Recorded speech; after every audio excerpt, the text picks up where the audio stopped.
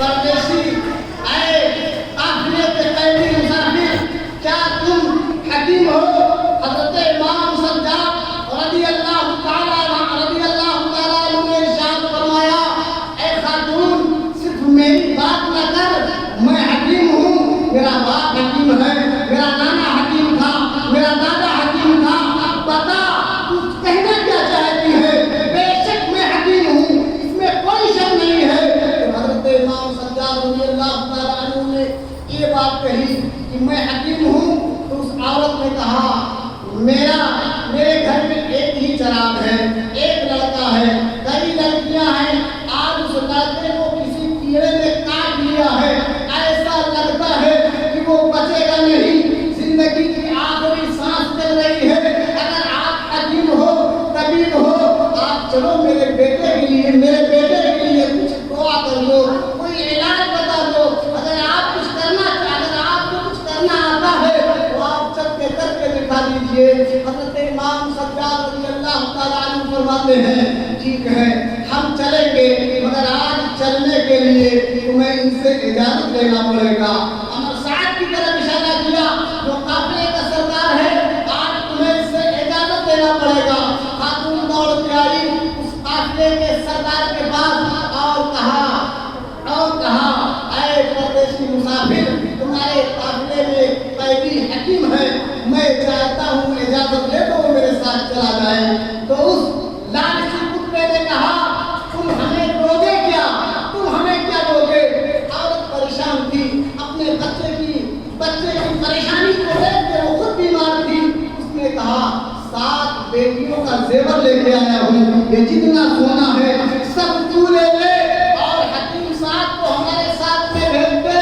जब खातून ने इतना कहा, इतना कहते सोने के गठरी को आगे बढ़ाया और अमर साहब ये कहते हुए चाबी को इमाम सज्जाद के जानिब फेंका। कहा, देख अगर ये मेरी मान लेते तो आज मुझसे इजाजत लेने की जरूरत न पड़ती। जब इमाम सज्जाद ने ये गुस्ताखाना जुमला सुना, हज़रत इमाम सज्जाद फरमाते हैं, अली के लाडले फरमाते हैं, वो बदबख्त सुन ले, तू क्या कहना चाहता है? ऐसी बातें न कर, हम रब की रज़ा पे राज़ी हैं। ये नाना जान की अमानत है। मेरे नाना ने जो वसीयत किया था, मेरे बाबा इमाम हुसैन से, मेरे बाबा ने जो वसीयत किया है, उस दीन को मदीने तक लेके जाना है। और ऐसी बातें मत कर, अगर तू ये कहता है तो ये चाबी ले।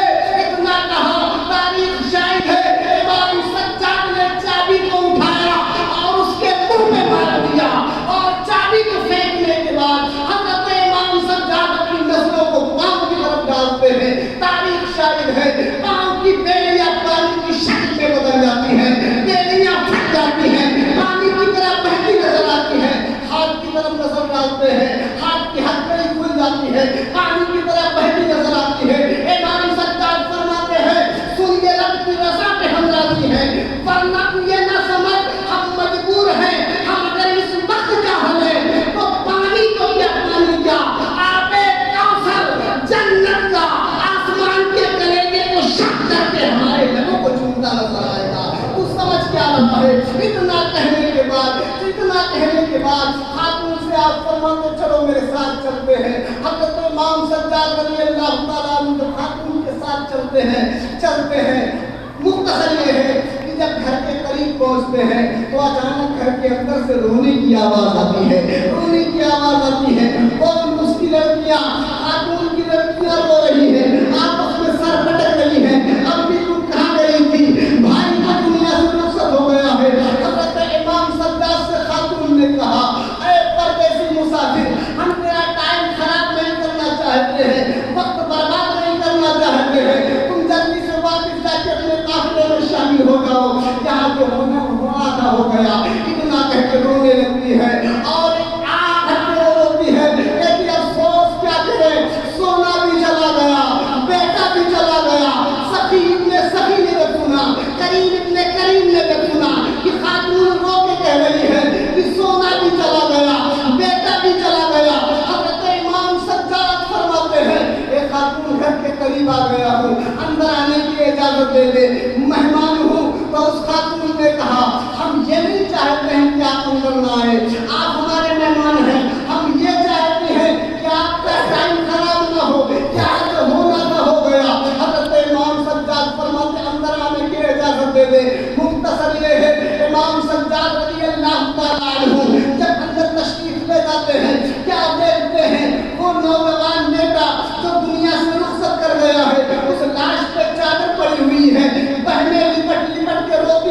आ रही है।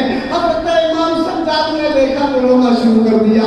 जब इमाम सज्जाद रोए वो खातून लिपट के अर्ज करती है, आए आए कैदी मुसाफिर, तुम क्यों रोने लगे हो? आका इमाम सज्जाद फरमाते हैं, हजरत इमाम ज़ैनुल आबिदीन फरमाते हैं, तुम्हारे बेटियों का रोना देख करके मुझे मदीने की सुगरा की याद आ रही है, मदीने के सुगरा की याद आ रही है। इतना कह करके इमाम सज्जाद उस लाश के करीब जाते हैं, पैर के अंगूठे को पकड़ के हिलाते हैं और इरशाद फरमाते हैं, ऐ नादान, आखिर ये कैसी नादानी करके तू सो गया है? भाई कभी बहनों को बुलाया नहीं करते, देख तेरे घर में मातम छाया हुआ है, बहनें रो रही हैं, तू सो रहा है, भाई कभी बहनों को बुलाया नहीं करते, उठ जा। जैसे इमाम सज्जाद इतना कहते हैं, वो जवान चादर को फेंक देता है, उठ के बैठ जाता है। इमाम सज्जाद फरमाते हैं, ऐ खातून ये बता, वो जो सोना तू दे के आई है वो कितना था? वो कितना था? 7 बेटियों का जेवर जितना भी था सब दे के आई हूँ, सोने की जरूरत नहीं है, घर का चिराग मिल गया, घर का चिराग मिल गया। सखीर ने सखी की शान देखो, आप इरशाद फरमाते हैं, माँ परेशान होने की जरूरत नहीं है, दामन में थोड़ी सी मिट्टी लेके आ, थोड़ी सी मिट्टी। जब वो खातून दामन